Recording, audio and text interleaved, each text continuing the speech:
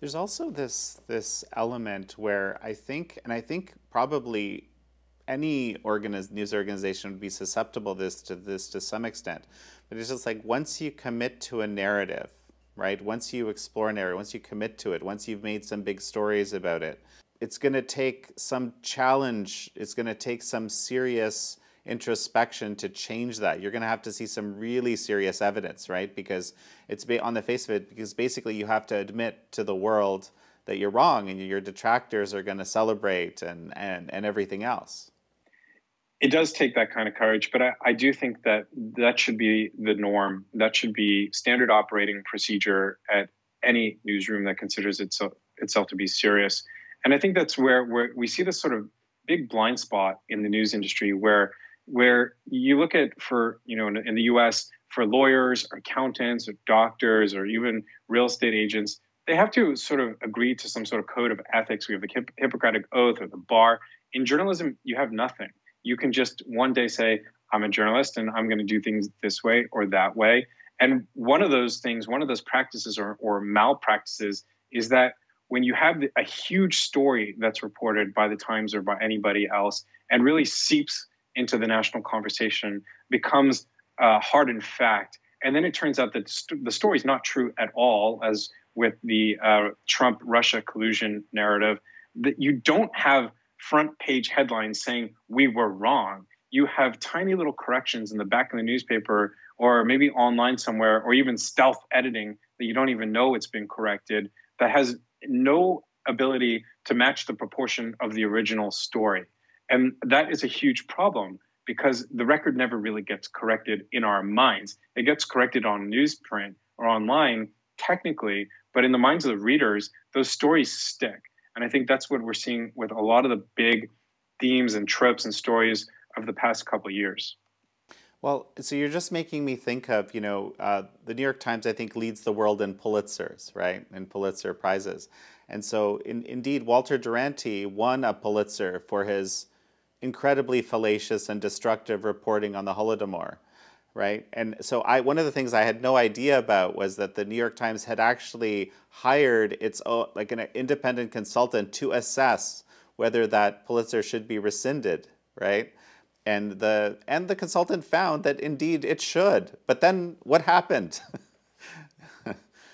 Yeah, no big surprise there, right? They hire a historian to assess what they should do. He says, well, Durante clearly covered up the famine. It clearly was a historical event. We know this. And you should give the Pulitzer back. This is an open and shut case. And the publisher of the New York Times, who was the chairman of the New York Times Company as well as the scion of the family, the Sulzberger family, said, no, we're not going to give it back. And he came up with this series of ridiculous excuses. One of them, the most absurd, was we don't really know where the prize is. I don't think anyone was expecting them to wrap up the prize in a box and mail it back to Columbia University. But the other and more problematic excuse that he gave was that to rescind the prize, to give the prize back, would be something like an act of airbrushing history. There's something that the Soviets used to do all the time, literally with photographs.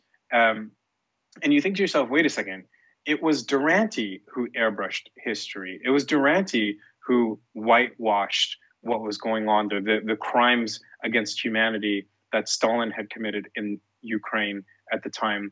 It is not an act of airbrushing to correct the record. It's just correcting the record. So, there's this inordinate effort being put into the 1619 project you described, and there's all sorts of highly credible historians and kind of across the political spectrum, so to speak, that note how problematic it is.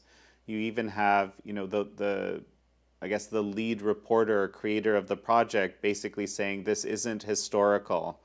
This is, a kind of a perspective, a lens. Those aren't the exact words, but effectively, I think that's what she's saying. But that it's not presented that way in the school curriculums that were created that are being implemented. And this is kind of interesting in itself.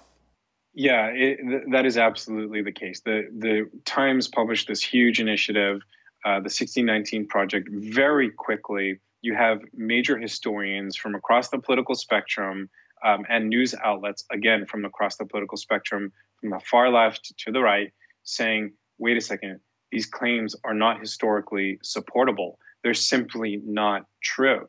For Nikole Hannah-Jones, the creator of the 1619 Project, to write in her essay in that magazine issue that the Revolutionary War was fought to preserve slavery is just on its face false. There is no historical evidence to support it whatsoever. It was a claim that the New York Times actually fact-checked with a professor of African American history at Northwestern University, who told them it's not a claim that they can make. It's false. It's wrong. And they made it anyways.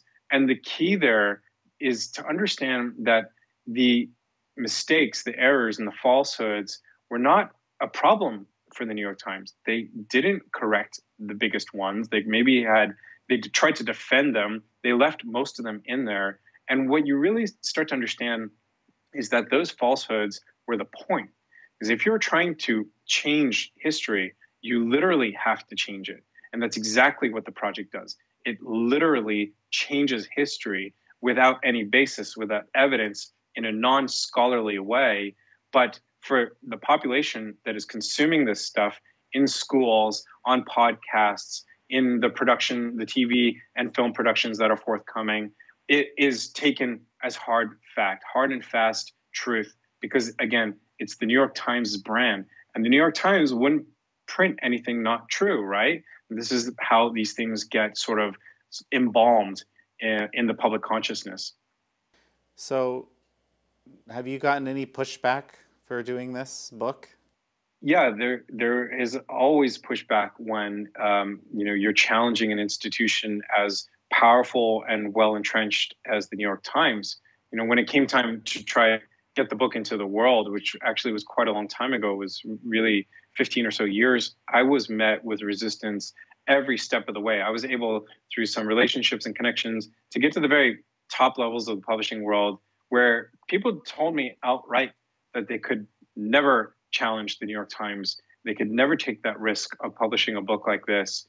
And I understood from their point of view what they were saying. So when we think about, even within publishing, book publishing, the most powerful marketing tool in the entire book publishing industry is the New York Times bestseller list. And the New York Times has actually argued in court that that is an editorial property. It's not something based on raw numbers. It's based on the decision-making of their editors, which means they are able, and they often do, blacklist books and blacklist authors, and people are just afraid of it. They're afraid of that blacklist. They're afraid of falling out of favor with the king. And that's the resistance that I kept running up against back then. Now, when I brought out the book more recently, where independent media is much more powerful, there's a much greater presence in the world today, I still met with that kind of resistance. I still had people within my own circles, people who are friends close to me, really react very strongly in ways that, really could have deterred me if I'd allowed them to. If you allow that fear to get inside you, what might happen. But I think the tide is turning. We're seeing that independent media is becoming very powerful. The voices are becoming louder. You've got great reporting coming from independent sources. And I think this is where the future lies for news and for journalism.